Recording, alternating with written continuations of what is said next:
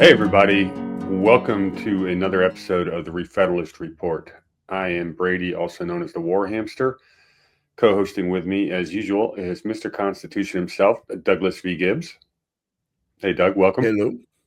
Glad to And be today here as always. we don't have your lighting fixed yet, I guess, but we'll get there, I'm sure. Me? Today, is your lighting back to where you want it? Well, it's computer. The camera on this particular computer it's my wife's computer because mine's been in the shop. So, but I get my today. That's why I'm going out to Medford. But Gotcha. I knew you were working on that. I didn't know if that was. Yeah. Anyway, back to the subject at hand. Today we are talking about, well, it's the 21st episode of our review of James Madison's notes from 21, really? Yeah. Yeah, we've done quite a few considering. And well, got a lot more to go. Yeah. So here in a second. Still, let's see, when as far as we folks, the Madison's notes, the convention in 1787, May to September, and we're in June. Yeah, so we still got a ways to go. Yep, we do. The reason we're doing this exercise of going through Madison's notes is we try to teach the original intent of the Constitution. What better way to figure out the original intent than to listen to the words of the people who actually wrote the Constitution? What were they talking about? What did they care about? What were their priorities? What did they fear? These are all really important parts of the story. And as we've gone through this, there's a lot of the lessons they talked about, back then, 240 something years ago, really apply to some of the things that are going on today. And you can see that some of the things they warned about ended up coming true, and that the guardrails they tried to put on the government weren't strong enough, which is what the anti-federalists were going to be arguing, both at the convention and afterwards. So it's really important and long exercise we're going through. But Doug will tell the story that, this is where he really learned the Constitution the first time. He really understood it was from Madison's notes. Okay, so with no further ado, let's dive in. We left off, as you can see, this is the calendar. This is at Avalon Project at Yale University. You can see the URL up there. This is the calendar of the Philadelphia Convention, and we're up to June 23rd, which means we got July, August, and September to go. So, no further ado, let's dive in. When last we left off, they were debating. Really, the issue at hand was, could congressmen hold offices that they had voted to create? And the concerns, of course, were the corruption, cronyism, all that. And you're hearing a bunch of pretty good arguments both directions. And we left off with Mr. Sherman speaking that he admitted the inconveniences lay on both sides. He hoped there would be sufficient inducements to the public service without resorting to the prospect of desirable offices, and on the whole was rather against the motion of Mr. Madison.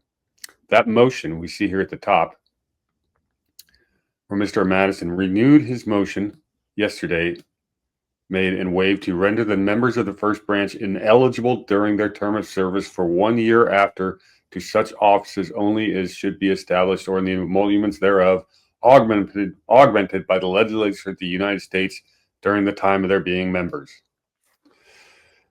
What are they talking about, Doug?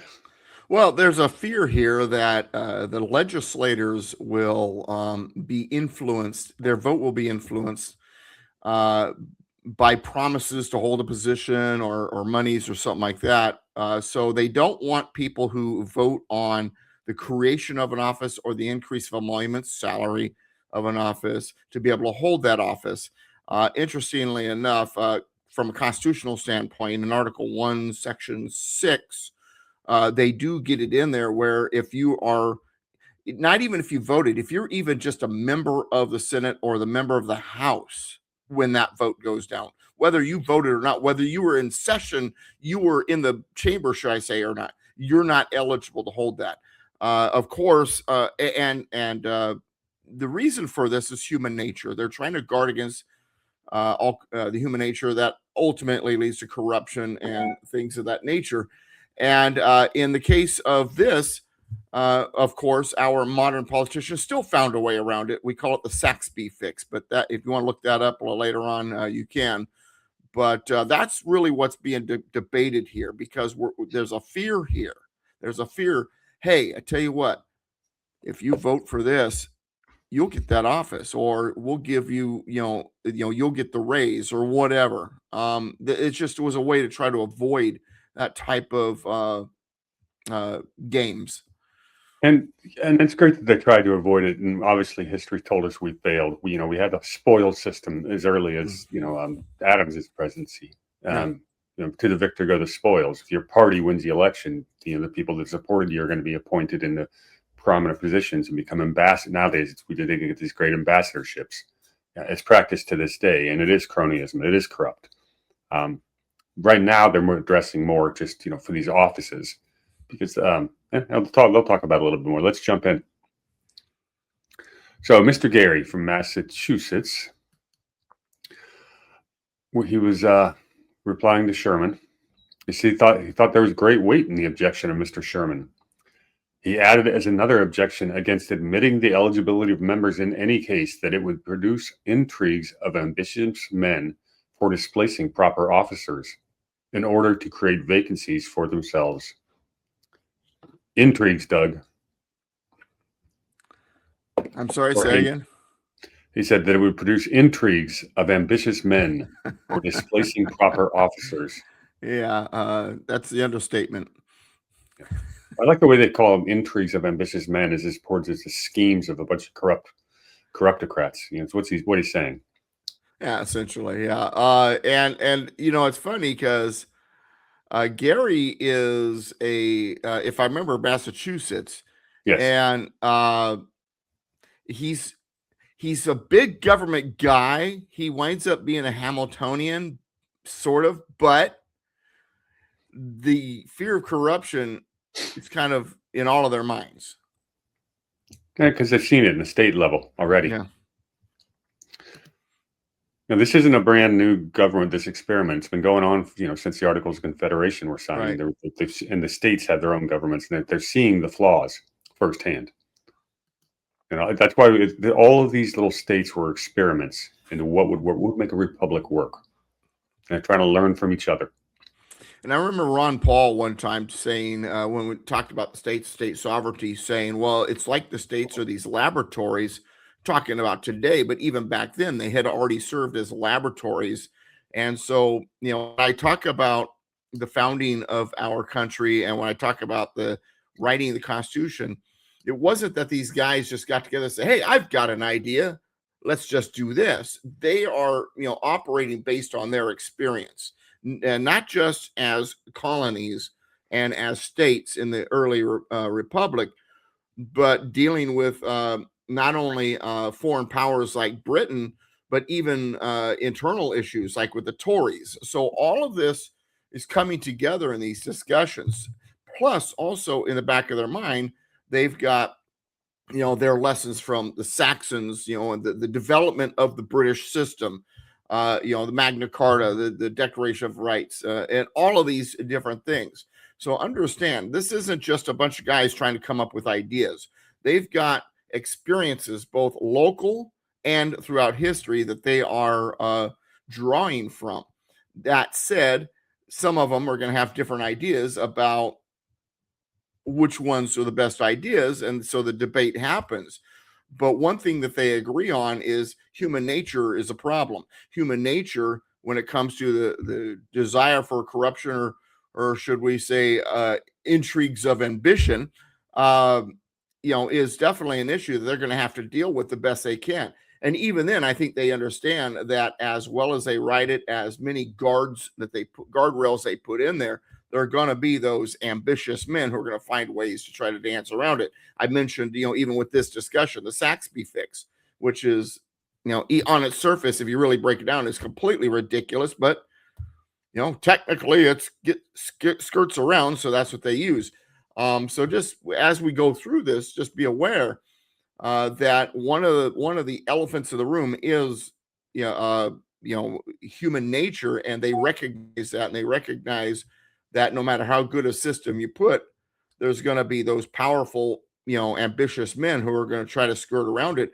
And this is kind of where the argument of the anti-federalists really start to boil to the surface. Their argument isn't necessarily as much as the Constitution isn't being written right, but that even putting any type of central government in play gives that opportunity. Yeah, if you open the door a crack, it's going to keep on getting more open. Absolutely. It is the slippery slope. And as I like to say, well, what Hamilton ended up doing, when you start treating the government like a piggy bank, you're going to attract swine. And that's indeed what it is. You attract the worst kind of people.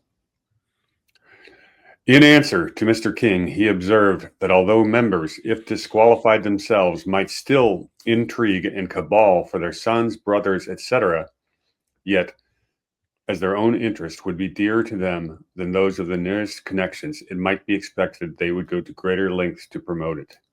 He's talking about nepotism. The Bushes, the Clintons, the Kennedys. Should I say more? Need I say more? Yeah. Well, some people would say the Trumps. He gave Jared Kushner a very cushy job. All right, continuing. Mr. Madison. Now, this is going to be a long paragraph. So let's just jump in and stop me when you want me to. Once again, Madison talking in the third person. Said, Mr. Madison had been led to this motion as a middle ground between an eligibility in all cases and an absolute disqualification. So is there something in between eligibility and complete eligibility? Can we find a middle ground? He admitted the probable abuses of ineligibility of the members of Congress, of members to offices, particularly within the gift of the legislature. He had witnessed the partiality of such bodies to their own members, as had been remarked of the Virginia Assembly by his colleague, Colonel Mason. Colonel Mason, by the way, being one of those anti-federalists, ultimately, that I was mentioning earlier. Yeah. And Madison's basically saying, look, even in Virginia, which is supposed to be the first among equals, that were held in the highest esteem, we've seen this kind of cronyism. And real quick, this is and I've mentioned this throughout these episodes. This is cool because you got to remember James Madison wrote the Virginia Plan. He came in as a big government, let's protect the big states' interest kind of attitude. His colleague Colonel Mason, George Mason, even though he's from Virginia, very much more of a federalist kind of mindset, and really more Jeffersonian when compared to Madison. So in many ways, when the convention began, Madison was at the opposite side of the spectrum from Mason. But here we have Madison a month and a half in, drawing from his lessons from Colonel Mason. And right about now, he's starting to get letters from Thomas Jefferson, who's in France. So you're going to start seeing James Madison being influenced by these folks that are more or less at the opposite side of the spectrum from where he began. You're going to watch his journey, and this is a really good piece of evidence of his journey in that direction. So for me, going through these notes, it's the times that I've done it, it's always been fun watching Madison's transformation. And so this is a guy, while Mason is his colleague, absolutely, he didn't always agree with him at first, but he's starting to agree with him more as the convention progresses. Yeah, and you can see that right off the bat. The very first thing they debated came from, Madison's Virginia plan was, what should the legislature be made up of, a single body or two? And Madison proposed, a population-based legislature, which would have favored the big states. And, he would end up compromising that, we actually need the small states represented as well. And that was the first big compromise he made because he listened to good arguments. Right.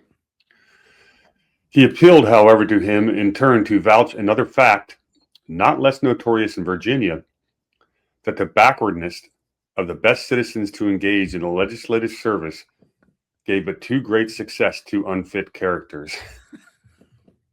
I love the way these guys talk. If I could copy their descriptions in everyday use, just people in modern day with their heads would spin. But That's why you get a and the backwardness of the best citizens, even the people who look like they're at their best, and sometimes they just have the most backward thoughts. Boy, is that not true today? Unfit characters. I love it. But anyway. You know, you get some guy like Senator Kennedy out of Louisiana who Yeah. just speaks nothing but colloquialisms, and it doesn't matter what he's saying; it's entertaining. Right. Yeah, that's what these guys are all like. The question was not to be viewed on one side only. These advantages and disadvantages on both ought to be fairly compared. The objects to be aimed at were to fill all offices with the fittest characters and to draw the wisest and most worthy citizens into the legislative service. So let's see how they actually did. Washington becomes president shortly after the ratification. And he gets his cabinet together. And I believe he only had 4 members of his cabinet. Right. And these are the positions they're talking about, because now Congress will be creating more cabinet positions and other government positions. But Alexander Hamilton getting named as the Secretary of the Treasury was absolutely cronyism. Hamilton had served as Washington's aide-de-camp during the Revolutionary War. Hamilton came with backed by some of the wealthiest New England the founders.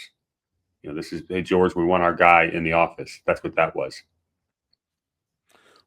Part of the issue with Washington is, unlike Hamilton and Jefferson, he didn't really have a strong ideological view of government. Washington was the kind of person who always found a way to find the best in people and get people to come together. He was a uniter, which can be a good thing in certain situations.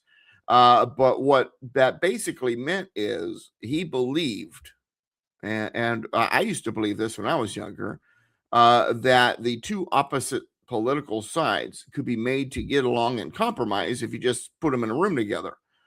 I've come to learn that the big government mind can't be compromised with most of the time, but nonetheless, and so he trusted Hamilton because Hamilton had been there by his side during the war.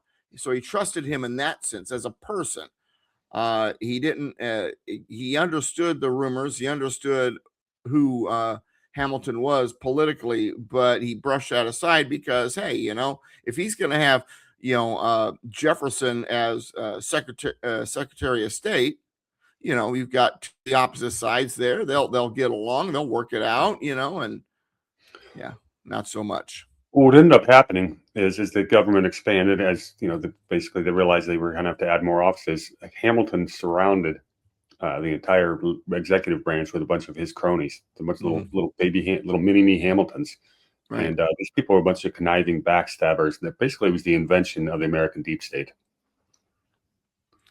Well, and the deep state wound up being defeated under Jefferson's presidency. He fired the Federalist Party half of the deep state, but then by then they had also entrenched themselves into the court system, and the deep state just began to grow again after Jefferson was gone. And the problem is because of human nature, it's a natural tendency. Of course, that's what these people will do. These people intrigued with ambition. I love that. I'm gonna try to remember that one. I just love that.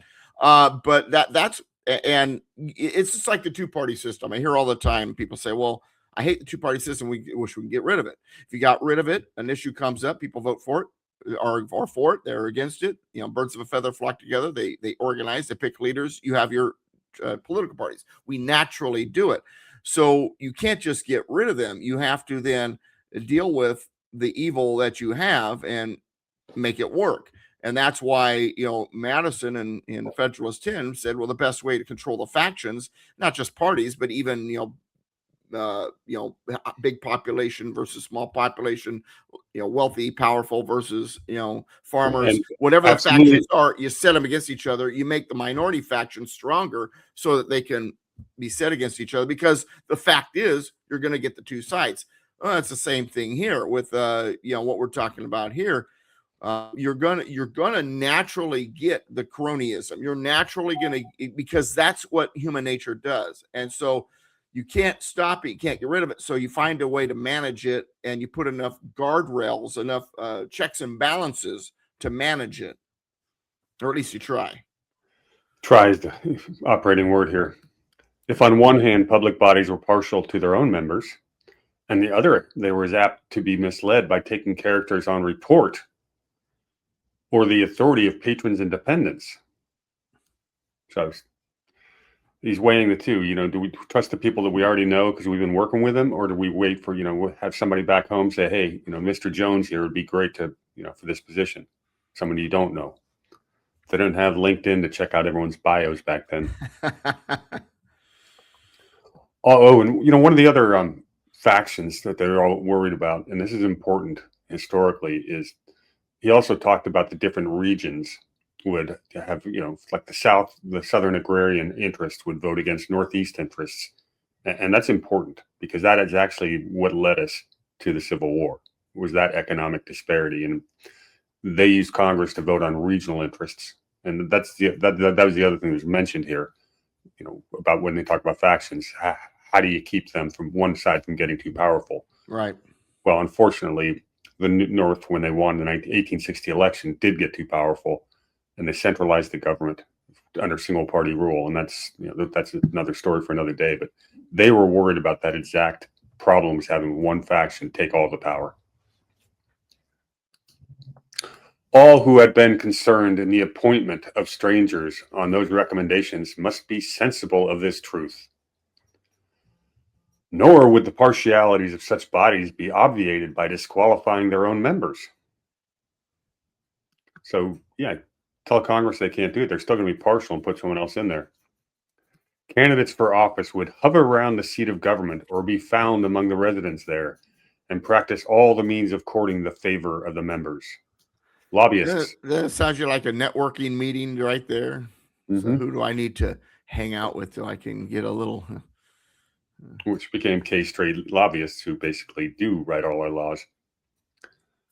And they're paid by special interest groups and corporations. So who actually really runs the country, Doug? A great proportion of the appointments made by the states were evidently brought about in this way. In the general government, the evil must still be greater. Must be still greater, I should say. The characters of distant states being much less known throughout the United States than those of the distant parts of the same state. He's talking about, we don't know these people from, say, South Carolina that you're going to send to the government. How can we judge?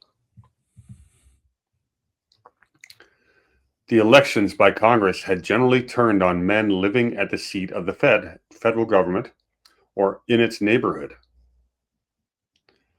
As to the next object, I think he means, the impulse to the legislative service was evinced by experience to be in general too feeble with those best qualified for it. What the heck did he just say? That's a bit of a word salad. Yeah, I think what he's I think part of what he's getting into is people vote with familiarity and sometimes not who's best qualified. I think it's the incumbent argument. But anyway, go ahead.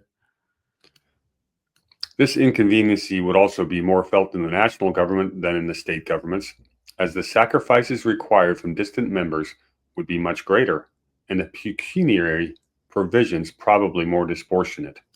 Talking about the travel costs. Mm-hmm. It would therefore be impolitic to add fresh objections to the Let me go back, stop there real quick, just to bring this up again. These travel costs are exorbitant. The further you have to travel, the more costs.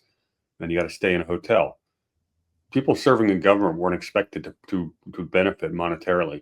I mean, they were giving them just enough to maybe cover their overhead. You actually lose money by going into government if you're a man of means back home with a big farm or business or law practice. Meanwhile, the areas that are most heavily populated and getting the most representation are right there in the area.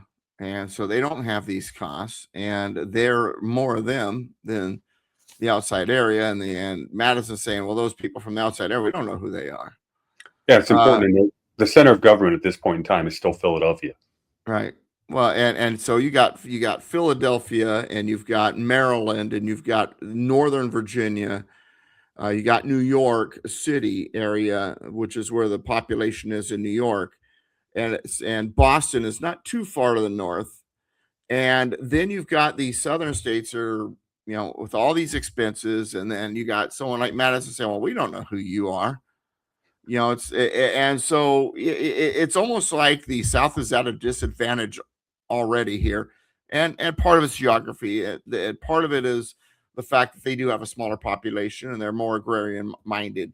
I'm not saying that's a bad thing. I'm with Jefferson. If we had an all agrarian country, we'd have less problems because the cities breed corruption. But also cities like two parts are a natural outspring from having a country.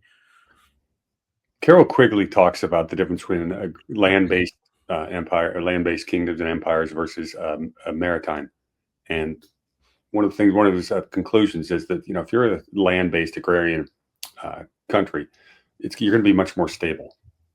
And when you're the maritime ones, they're all trading in a lot more free commerce, exchange of ideas, and they can generate quite a bit of wealth because they get into financial innovation, et cetera.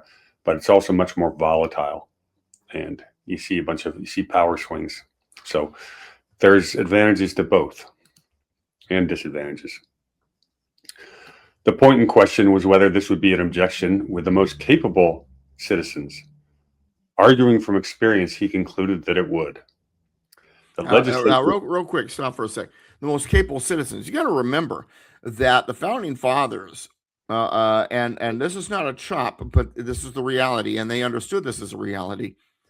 And you've heard me say something along these lines before. They were skilled in the science of politics. Most people weren't. Most people weren't even informed at all.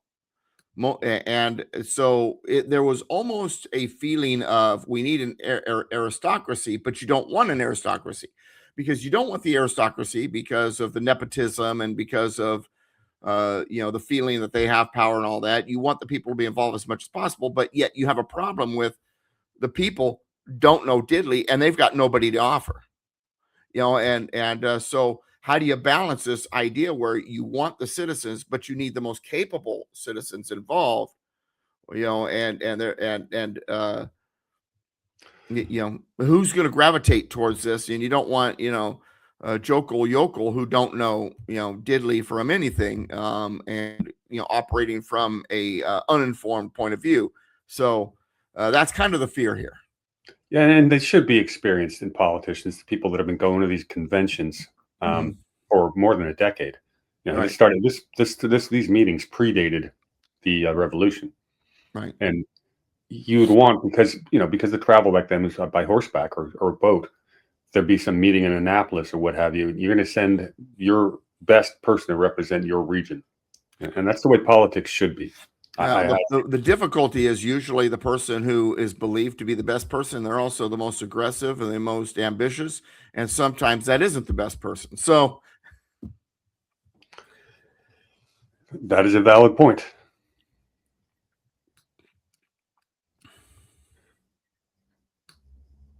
That's like Yogi Berra. I wouldn't want to be in a club that would have me as a member. Yeah. Oh yeah, I've got a whole book of yogiisms. I got to break that thing out sometime. But anyway, go ahead. It's more applicable today than it was when he was playing. I know. The legislature of Virginia would probably have been without many of its best members if, in that situation, they had been ineligible to Congress, into the government, and other honorable offices of the state. Mr. Butler thought characters fit for office would never be unknown. If you're good, you'll make yourself known. George Mason says if the members of the legislature are disqualified, still the honors of the state will induce those who aspire to them to enter that service as the field in which they can best display and improve their talents. and lay the train for their subsequent advancement. And this is, of course, my modern hindsight and looking at things. The difficulty here is you want those that are skilled. You want those that are going to be good and ambitious, but also you want them to be good people. But the good people know that this attracts no good people, and they don't want anything to do with it. So you wind up with only the ambitious and the aggressive who want power. Because as I've told people before, to hold office is to hold a position of power. And the people who don't care about power are not interested, but those are the people you want in there because they don't care about power. They care about doing the right thing. And so it's almost a vicious system where it's only going to attract those who want the power. And they understand this. They want the people who are noble, who want to do it for the right reasons. But the fact is, government attracts people who desire power. Very good. Mr. Jennifer remarked that, and it's an important one, in Maryland, the senators chosen for 5 years could hold no other office, and that this circumstance gained them the greatest respect, greatest confidence of the people. So what he's saying is, because these people can only hold this office and then they're ineligible for anything ever again, the people have confidence that they're not going to be corrupt. Right. And that is a valid point for term limits. So they took a vote on Madison's motion that we read above. The nays had it, like 7-2 or 8-2. Only people voting yes were Connecticut and New Jersey. So Madison's motion failed. Mr. Sherman then moved to insert the words "and incapable of holding" after the words "eligible to offices," which was agreed to without opposition. And that language made it through to the final copy, right, Doug? Yeah, well, and you have to understand also that these are men, some of these men, like the Hamiltons, they see politics as a ladder. And so a lot of them don't like this idea because how can you climb up the ladder if you're ineligible for the next step? Got it. The words "established" and the words "national government" were struck out of the resolution. Mr. Spate then calls for a division of the question, in consequence of which it was so put as that it turned in the first member of it on the eligibility of the members during the term for which they were elected, whereupon the states were. This is just a garbage sentence. I don't know. I'm not going to try to. Well, that language is very similar to what's in Article 1, Section 6. Got it. And that motion carried. Yeah, and once again, so ultimately, and if you don't mind, I'll read the section in the Constitution that this is kind of tying to. Ultimately, finally, the language becomes no senator or representative shall, during the time at which he was elected, so there's your language right there, be appointed to any civil office under the authority of the United States, which shall have been created, or the emoluments whereof shall have been increased during such time, and no person holding any office under the United States shall be a member of either house during his continuance in office. So what it's saying is, if you were part of the Congress while that office was created or it got a raise, you're ineligible for it. And while you're holding an office like that, let's say Secretary of State, for example, then you can't hold any other office. You can only hold one thing at a time. Very good. On the second member of the sentence extending the ineligibility of members to 1 year after the term for which they were elected, a few people had some thoughts. George Mason said, "This is essential to guard against evasions by resignations and stipulations for office to be filled at the expiration of the legislative term." Meaning, we don't want Congress critters to create an office, resign, and then fulfill that office at the very end. If there has to be a time period, somebody has to fill it, and it discourages them from, it makes it very difficult for them to pull what they're trying to pull. Yep.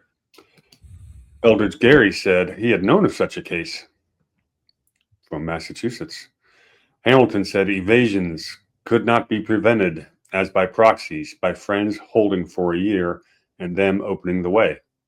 You know, and I apologize. This is kind of a weird side thought. Sometimes I have trouble listening to Elbridge Gerry arguing against corruption when the very idea of gerrymandering is named after him.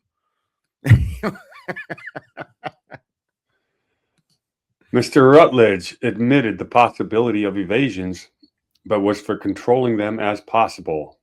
They take a vote. No, no, yay, no. Divided, yay, yay, no, no, aye, and no. The noes carry the day. All right, that's it for this day. This was a Saturday, June 23rd. They rest on Sunday, and they meet in the tavern Saturday night, and they're going to come back with all kinds of new ideas every Monday. Weekends are big in Philadelphia. So we go to June 25th. Monday, June 25th, 1787, Resolution 4. That's the same. Their minds are fresh, and the alcohol's out of their system. Now we're going to get into Pinckney. This is Charles Pinckney. We've featured him before with all the details. He's one of the youngest guys there.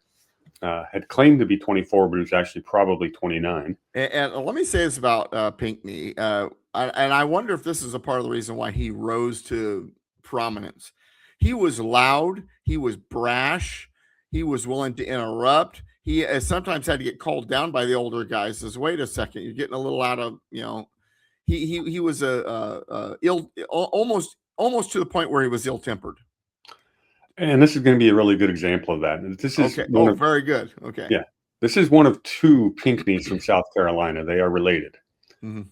But he's about to go to speak, take the podium. The young one is the brash one. What a surprise. Anyway, all right, go ahead. He's going to speak 1, 2, 3, 4, 5, 6, 7, 8, 9, 10, 11, 12, 13, 14, 15 paragraphs. Well, remember, when you're young, you know a lot, if not everything. So we need to listen to him while he still knows everything. Yeah, a couple of the elder fellows there are probably having a tough time staying awake for this Monday morning. Monday morning. All right. So here he goes. Mr. Pinckney spoke as follows. The efficacy of the system will depend on this article. It's important, guys. In order to form a right judgment in the case, it will be proper to examine the situation of this country more accurately than it has yet been done. We're going to get the world according to Pinckney. The people of the United States are perhaps the most singular of any we're acquainted with. Among them, there are fewer distinctions of fortune and less of rank than among the inhabitants of every other nation. We're more alike economically than anywhere else. Yeah, and he is on target here. Even though I'm making fun of him, what he's saying is the U.S. is unlike, and this goes back to exceptionalism. The exceptionalism doesn't mean we think we're better. It means that we're very unique. We're different. And that's what he's saying. It's a very exceptional country where the people are very unique. And especially in the manner of it's, not nobility and peasant, in the sense of class. It's while that may exist in some ways, economically, there's really less distinctions between where the top and the bottom is. There's in a sense, what he's saying, without saying it in these words, is there's a middle class forming, and it's a bridge. We don't have these two extremes. And that was they had every intention of it remaining that way. Mm-hmm. Unfortunately, history happened a little differently. Every freeman has a right to the same protections and security, and a very moderate share of property entitles them to the possession of all the honors and privileges the public can bestow. It's an important sentence there. All freemen have the same natural rights, and if you just own one little corner lot of property, you get all the honors and privileges. I mean, you can vote, everything like that. Mm-hmm. That's unique to the American idea. Mm-hmm. Hence arises a greater equality than is to be found among the people of any other country, and an inequality which is more likely to continue.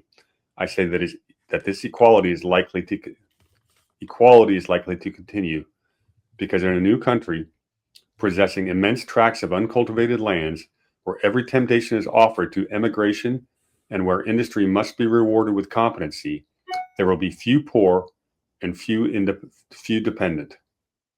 That is just wonderful, don't you think? And he's talking about this idea of privileges and immunities, that all citizens are entitled to the same privileges and immunities. We're all going to be treated the same under the same umbrella of government, and we all have these opportunities. And and what he's describing really is the American dream, the land of opportunity. That's really what he's describing here. And that's exactly how history played out for quite some time. But Right. as we're expanding west, there was true equality, and unfortunately, back home in D.C., this Hydra beast is starting to spread its tentacles and creating a superclass above the whole thing, and that would lead to the robber barons, etc. And that's what centralization of power led to. So we basically had parallel economies going on. And they say America was never capitalist. Well, yes, it was, especially in the West. But at the same time, the crony capitalism was going on back east, especially in D.C. and eventually in New York. Boston Brahmins were part of that as well. So we're running a parallel economy, just as we are today. Every member of society almost will enjoy an equal power of arriving at the supreme offices and consequently of directing the strength and sentiments of the whole community. Every member of the society almost. He recognizes there's always going to be those that, while the opportunities across the board, there's always going to be those who, don't get there. But it's not because of the reasons he's getting ready to go into. Go ahead. He says, none will be excluded by birth and few by fortune from voting for proper persons to fill the offices of government. The whole community will enjoy the fullest sense of the kind of political liberty which consists in the power the members of the state reserves to themselves of arriving at the public offices, or at least of having votes in the nomination of those who fill them. Part of what he's saying here is that one of the problems with holding office is it's always been the privilege to the nobles. And in our system, yes, obviously those who have fortune are going to have an advantage when it comes to pursuing office, but that holding office is going to be something that's going to be available to anybody who pursues it. They're not going to be excluded because of what family they're a member of, or their birth, or their lack of fortune. They're going to be able to vote. They're going to be able to hold office. They're going to be able to participate in the entire civic process for the most part. Once again, of course, because some of them have the wealth behind them and already have position or something, they're going to have a little bit of an advantage. But for the most part, unlike any other place in the world, anybody can participate, and some can even hold office of government, hold an office of government. And I like that attitude. Once again, there's nothing wrong with Pinckney saying, while I do believe him to be brash, loud, and kind of a pain in the butt sometimes in this convention, so far he's nailing it.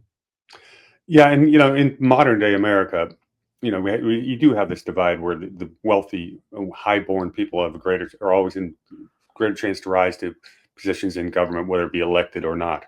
Well, and let me say this real quick. So I ran for I ran for city council in 2010 in the city I was in, and this is Southern California, and the fee to run was small, but if you wanted your paragraph in the voter pamphlet, it was ridiculously high. And I got to talking to a couple of the other guys who are running, who are more experienced, have been in the game longer, and one of them said, well, that's to keep the poor people from getting into the pamphlet. And it's like a poll tax, but yeah, and I'm like, what? And while I don't know if he was speaking from knowledge or if that was his opinion, it made sense to me. I'm like, wow, that it kind of set me back a little bit, but that's kind of where we've come. So we've gone from Mr. Pinckney saying, hey, nobody's going to be excluded here. Everybody's got opportunity to, well, you better be able to pay that, as you stated, poll tax in order to get on into the pamphlet. Otherwise, no one's going to heard of you other than your name being on the ballot. Oh, no, we'll be fair. You're on the ballot, but if you want anybody to know who you are, well, that's going to cost you. And we see this play out in modern day DC.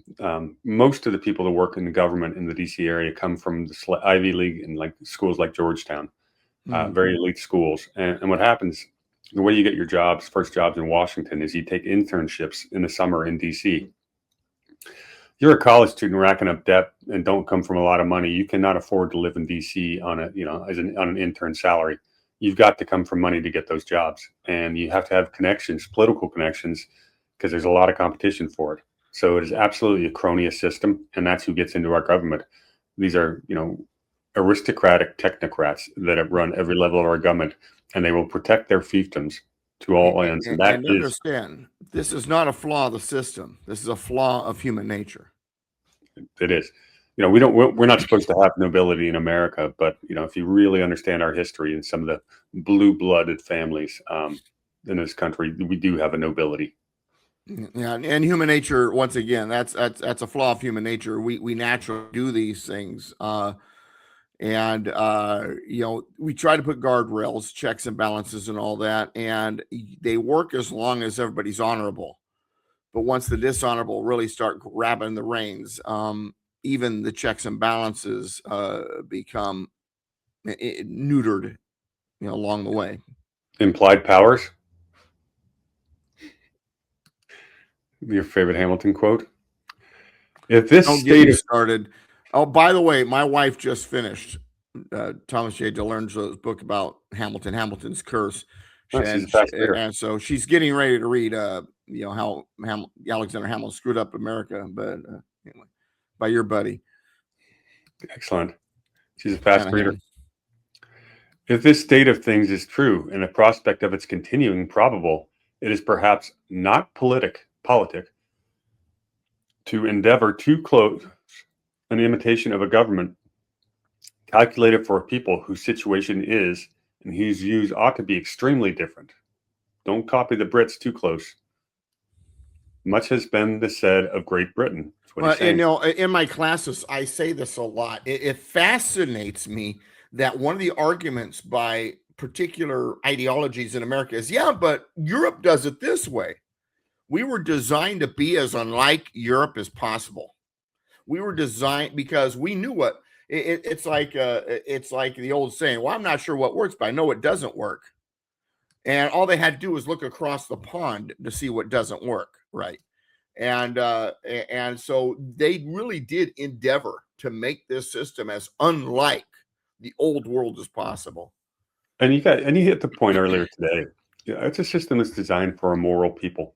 Mm-hmm. And that's one of the issues with immigration these days is these people don't have the same cultural morality as we do, and they can't fit in seamlessly in our country. And it takes a while to learn this. We're raised with a certain set of values. Mm-hmm. I will confess that I believe it to be the best constitution in existence, but at the same time, I am confident it is one that will not or cannot be introduced into this country for many centuries. Talk about the British Constitution. Mm-hmm. If it were proper to go here into a historical dissertation on the British Constitution, it might easily be shown that the peculiar excellence, the distinguishing feature of that government, cannot possibly be introduced into our system, that its balance between the crown and the people cannot be made part of our Constitution, because we don't have a crown. Well, and this is a statement that while it worked for them, we have learned that a strong central power is not for us. A strong central authority, a strong central figure, whatever you want to call it. Anyway, go ahead. That we neither have or can have the members to compose it, nor the rights, privileges, and properties of so distinct a class of citizens to guard. Saying we're not going to have this super class. No nobility. That the materials for forming this balance or check do not exist, nor is there a necessity for having so permanent a part of our legislature, until the executive power is so constituted as to have something fixed and dangerous in its principle. By this I mean a sole, hereditary, though limited executive. You think he looked right at Hamilton when he said that? That's a good point. And being the kind of guy that Pinckney was, I could totally see it too. I could totally see that. That's an interesting thought. Well, Hamilton's one of the younger guys there too. He's got to be true. Yeah, he's got to be maybe just a couple years older than Pinckney, right? Well, and Madison's only like 32, I think, at the time. Okay. So I'm enjoying this little diatribe at Pinckney so far. Well, and you talked about the older guys. So I see Pinckney throwing looks at Hamilton, and I see Franklin doing one of these at both of them. But anyway, go ahead. That we cannot have a proper body for forming a legislative balance between the inordinate power of the executive and the people is evident from a review of the accidents and circumstances which gave rise to the peerage of Great Britain. I believe it is well ascertained that the parts which compose the British Constitution arose immediately from the forests of Germany. But the antiquity of the establishment of nobility is by no means clearly defined. A lot there, Doug. There's a lot there. And once again, we're getting into, let me back up. Yeah, actually, this is what I love about it, is this is a shout out to the Saxons. That's exactly right. Because this exactly what I was going to say. Now here's the thing, and now that's become a curiosity. Well, I'll ask you in a second. Let me say what I'm going to say, and then I got a question for you.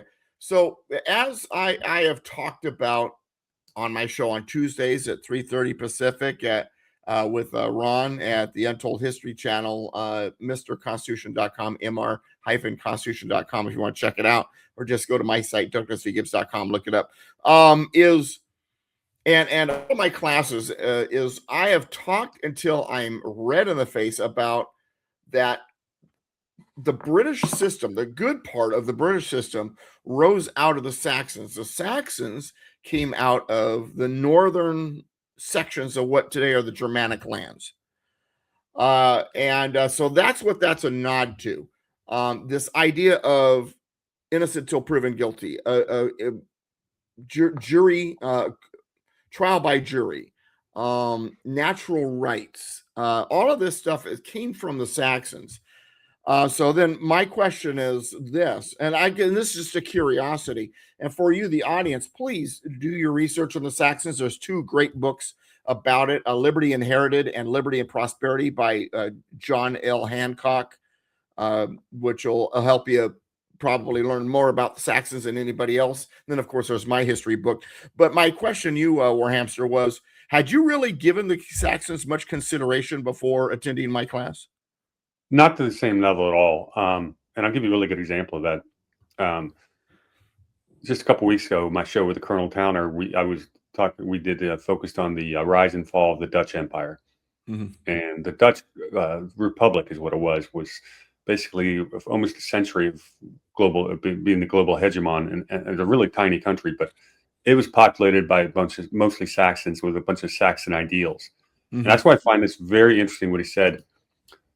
The British Constitution arose immediately from the forests of Germany.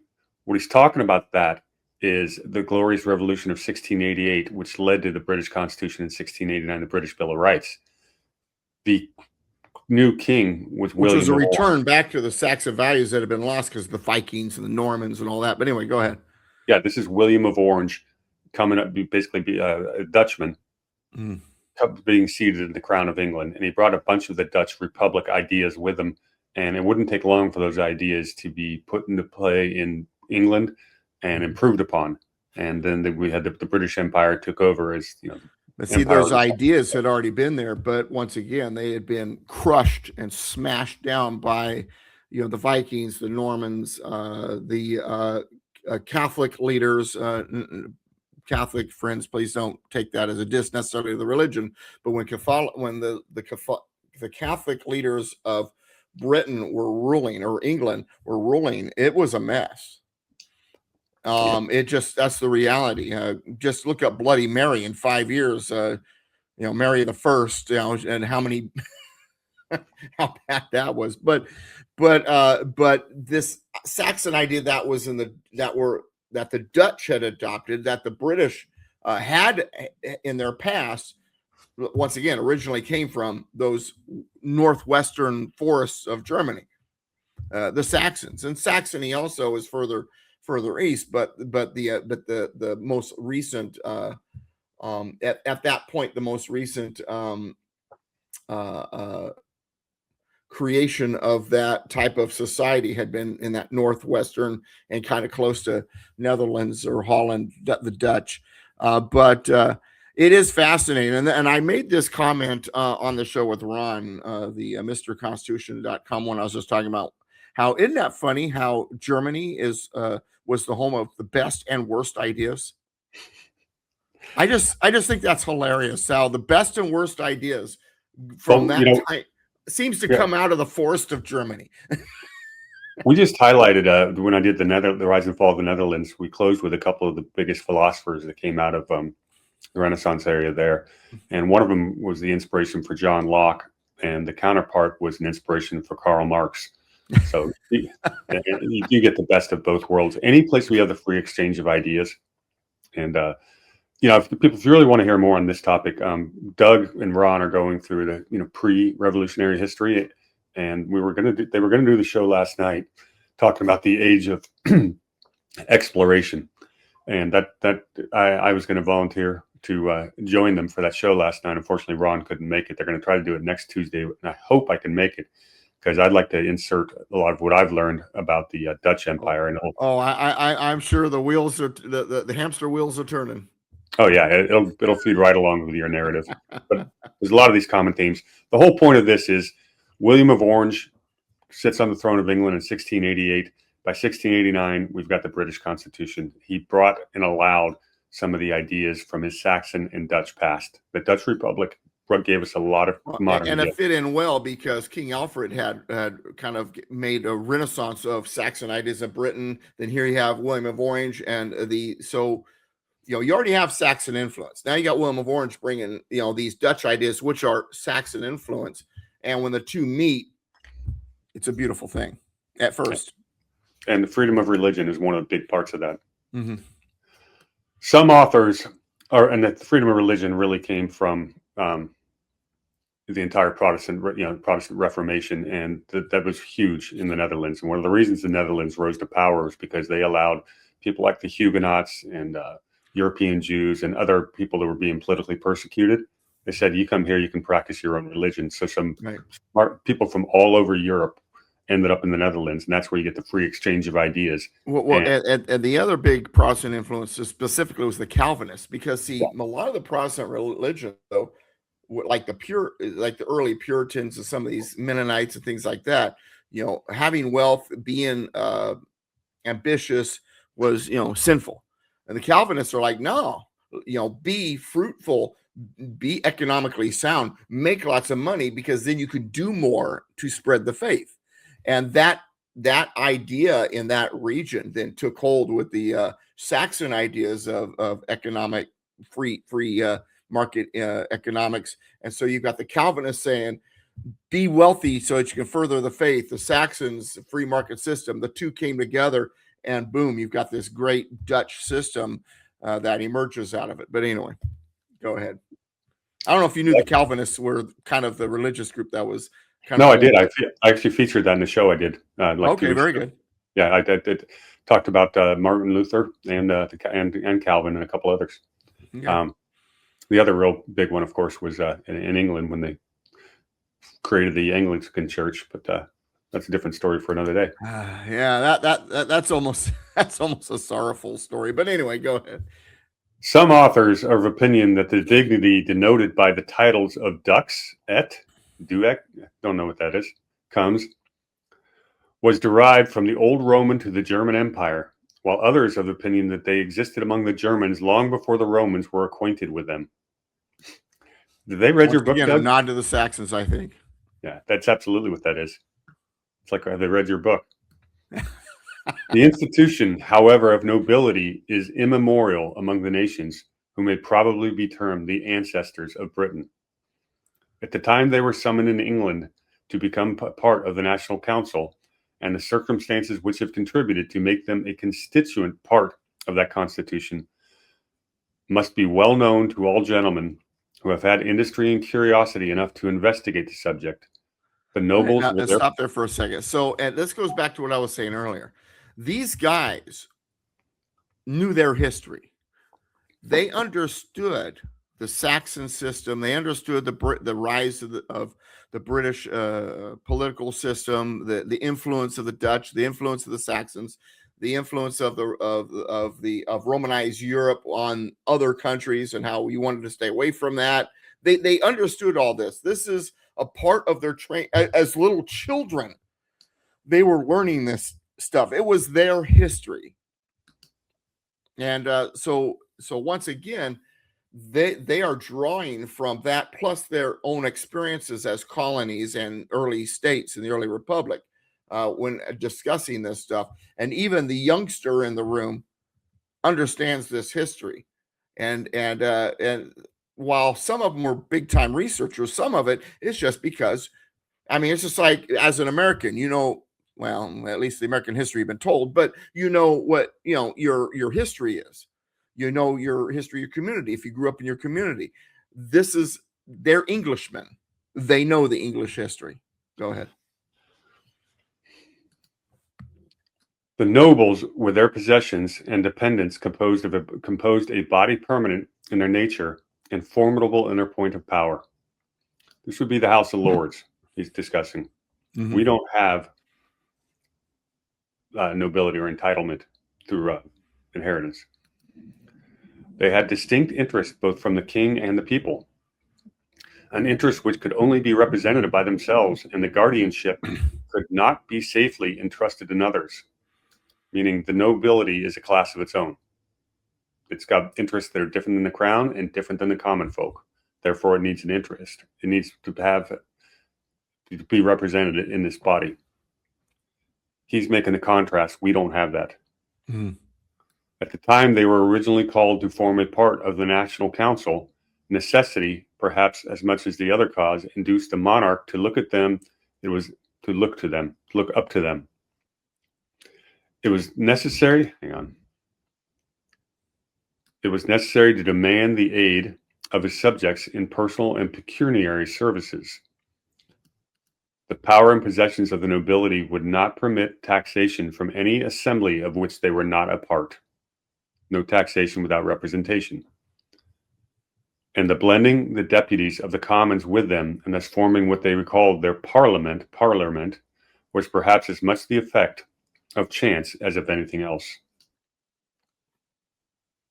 It's an interesting point he makes.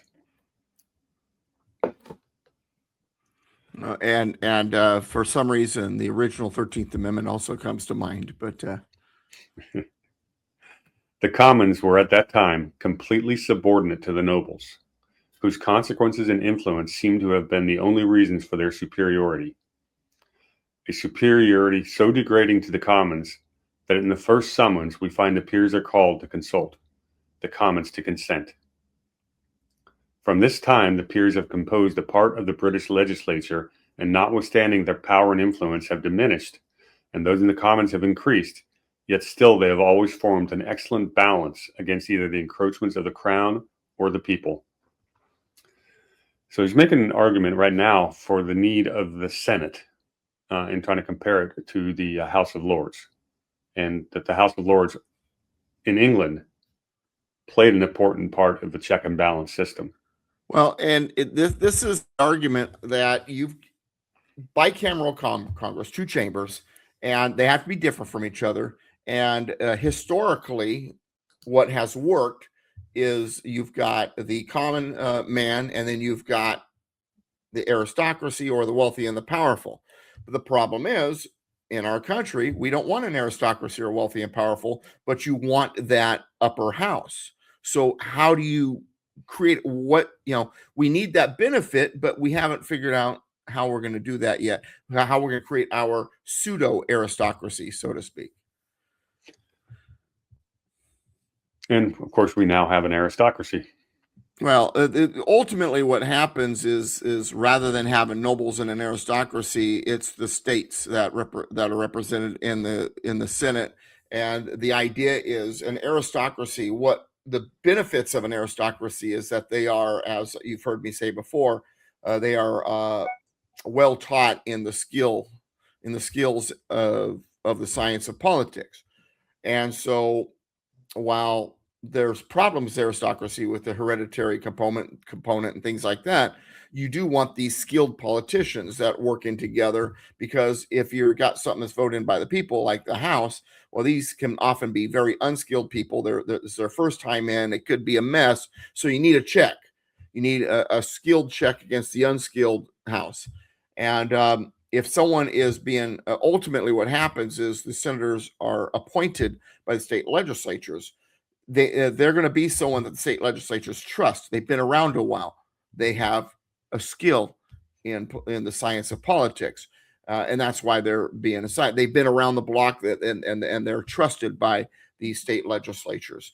And so it creates this pseudo aristocracy. You get the good part of the aristocracy, which is skill and the knowledge and the experience, without necessarily getting the bad parts like the hereditary component and so forth. Okay. I read this yet? No, I don't think I have. I've said that such a body cannot exist in this country for ages, and that until the situation of our people is exceedingly changed, no necessity will exist for so permanent a part of the legislature. To illustrate this, I have remarked that the people of the United States are more equal in their circumstances than the people of any other country. That they have our exceptionalism there. That they have very few rich men among them. By rich men, I mean those whose riches may have a dangerous influence, or such as are esteemed rich in Europe. Perhaps, so in other words,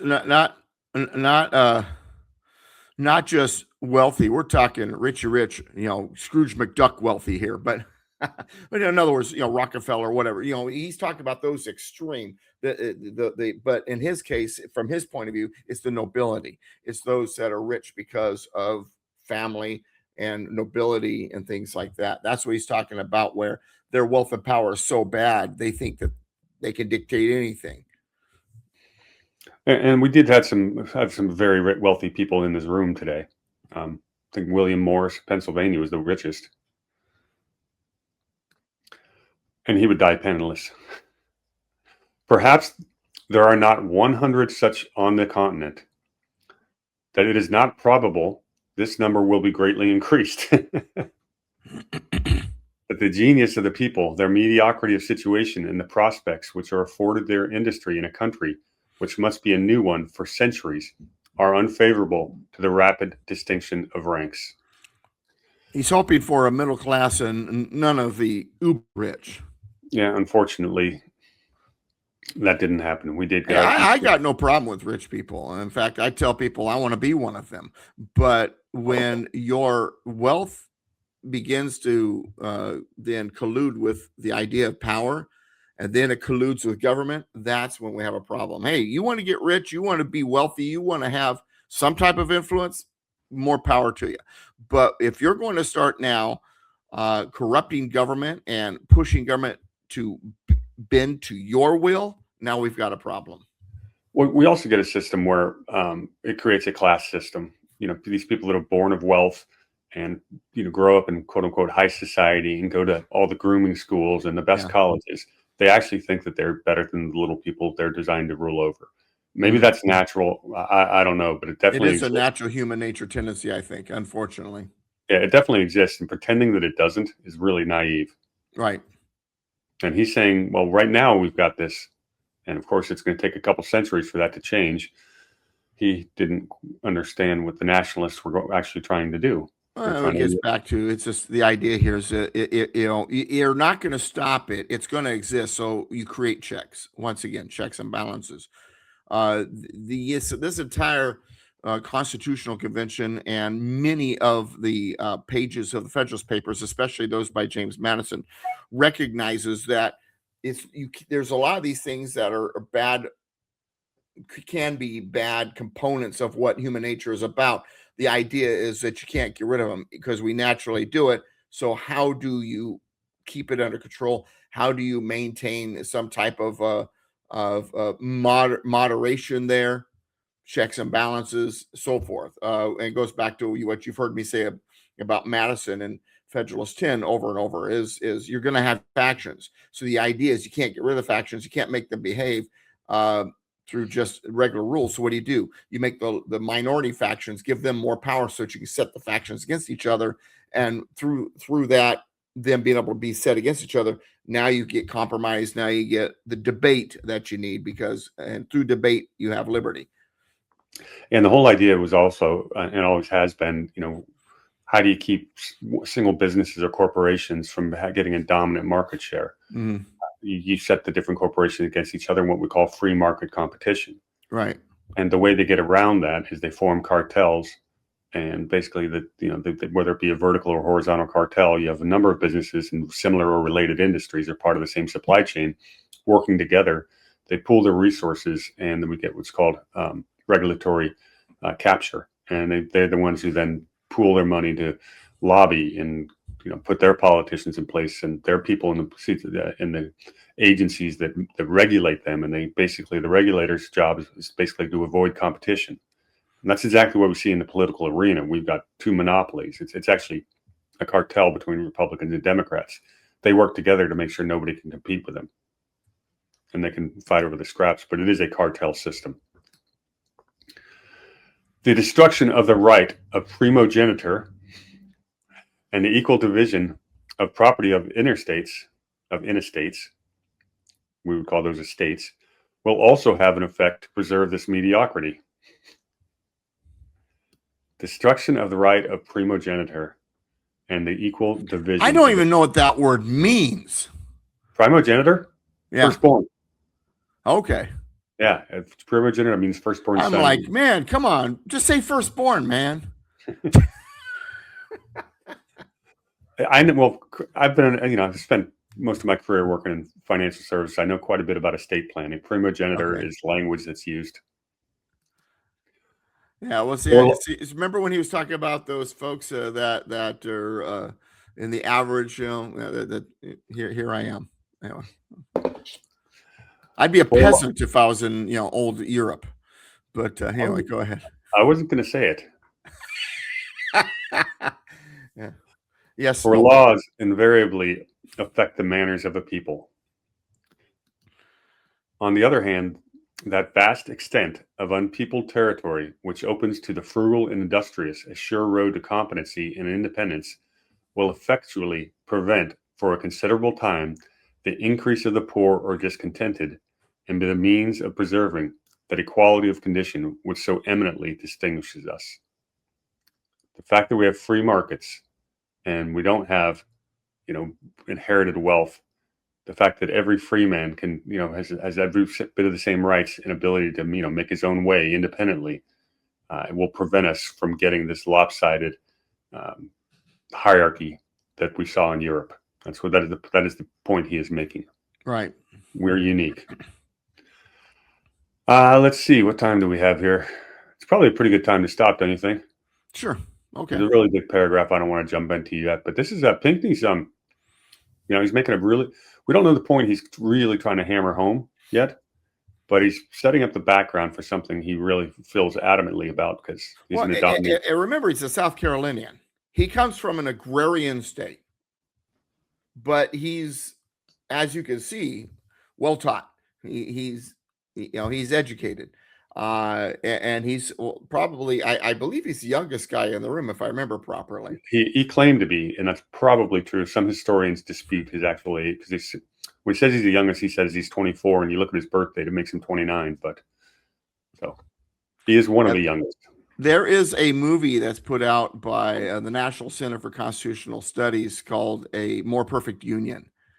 And the actor that plays Pinckney in that film just captures him perfectly.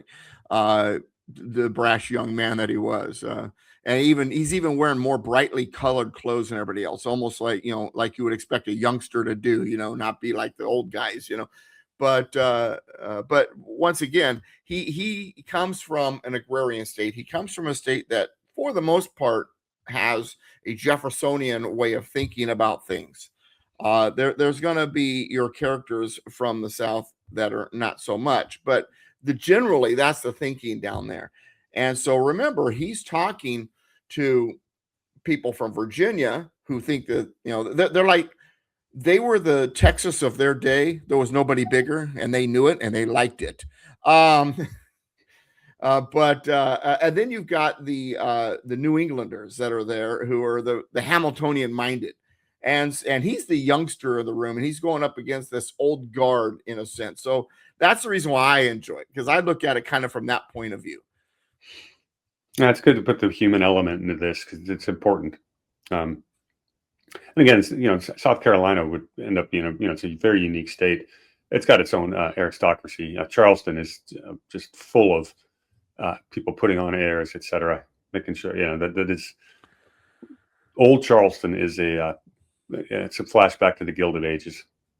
So, and in hindsight, we also know that South Carolina is awesome. The place where first would blast off and cause all kinds of issues. They were the first to secede, for example, when it came to the war between the states. But South Carolina and Rhode Island are like the two problem childs. Yeah, you got your northern version and your southern version, but South Carolina was the first to nullify the tax of abominations, tariff of abominations. Excuse me. Well, the nullification crisis kind of came out of that. Yeah.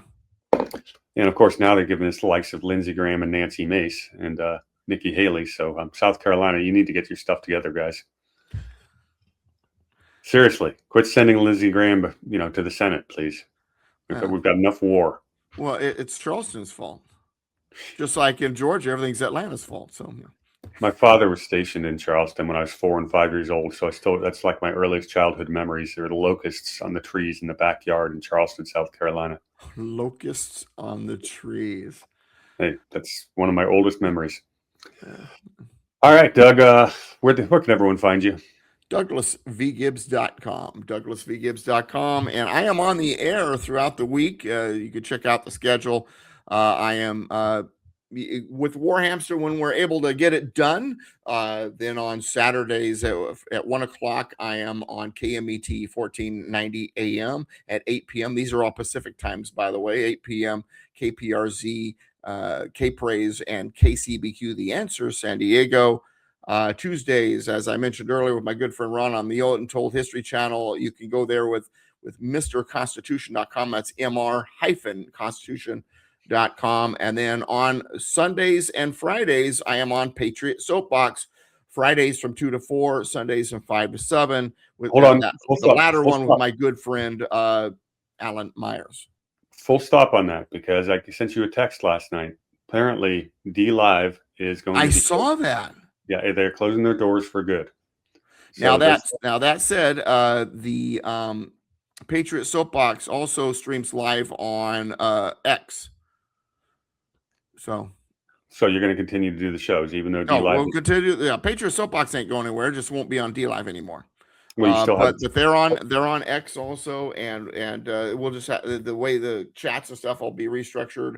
Matter of fact, I was going to call, based on what you told me, I was going to call James, who is basically the founder and owner and supervisor and maintenance man of Patriot Soapbox, and talk to him, see what the plans are there. Well, when you talk to him, ask him if he's got a slot for a certain hamster to fill, because I'm going to have a lot more free time the rest of the year, and I'm going to start doing a lot more shows. So playing with the idea of doing this Re-Federalist report live every day at noon, 5 days a week, and having Doug featured on every Wednesday for sure, and possibly Tuesday and Wednesday.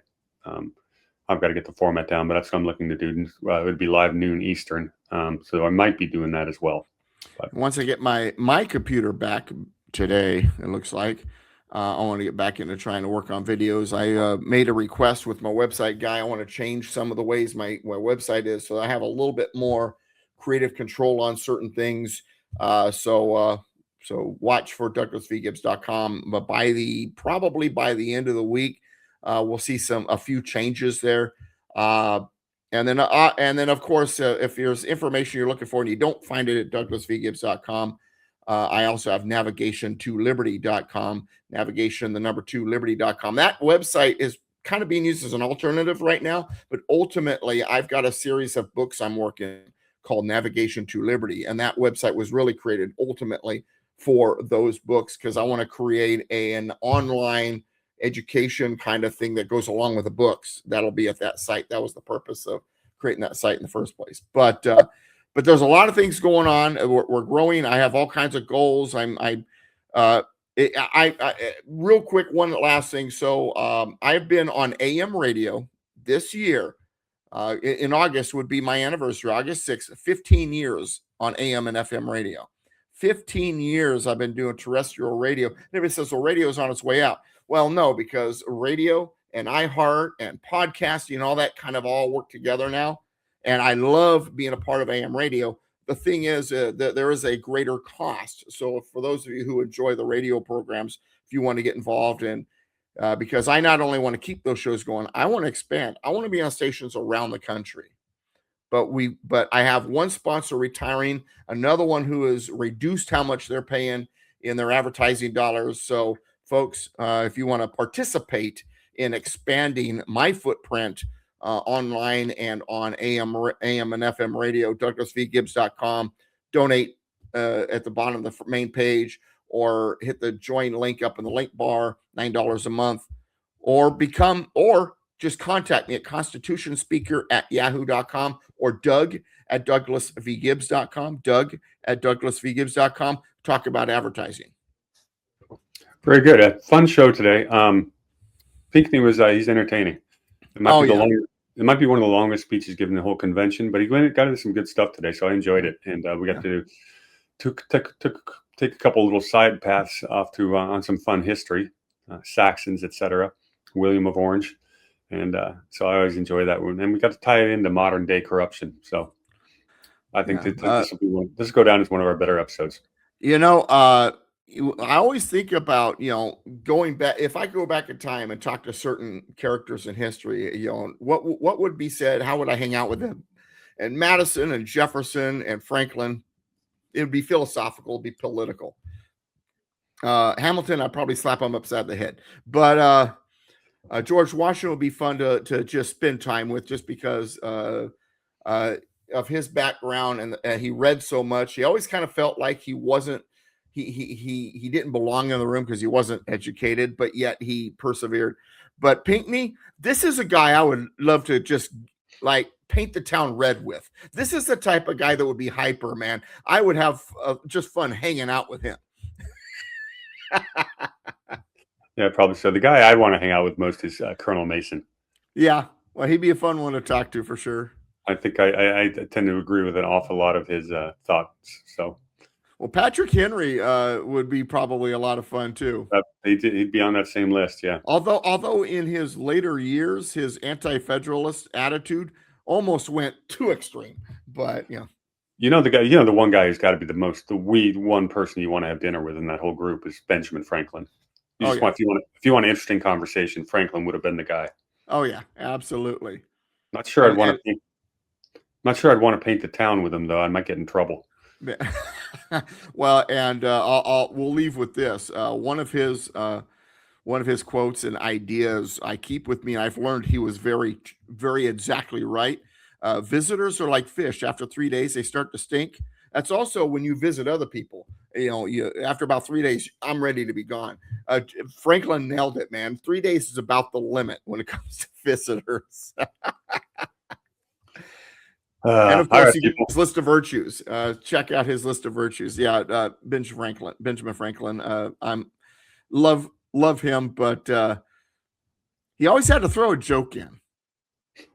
Yeah, when he speaks in this convention, which is very infrequently, when he does, I think every voice in the room is quiet, so quiet you can hear a pin drop for Franklin, because he doesn't speak often. But what he does, he did most of his work at the taverns after they met. Yeah. Well, and a lot of what he had to say, because you got to remember, he's 81. His memory's failing, so he writes down everything he wants to say, and sometimes even has somebody else read it. Yeah, great man, great man. Definitely one of the greatest of the founders. All right, people. Brilliant mind. With no further ado, thanks for watching. Until the next time, everybody. Cheers.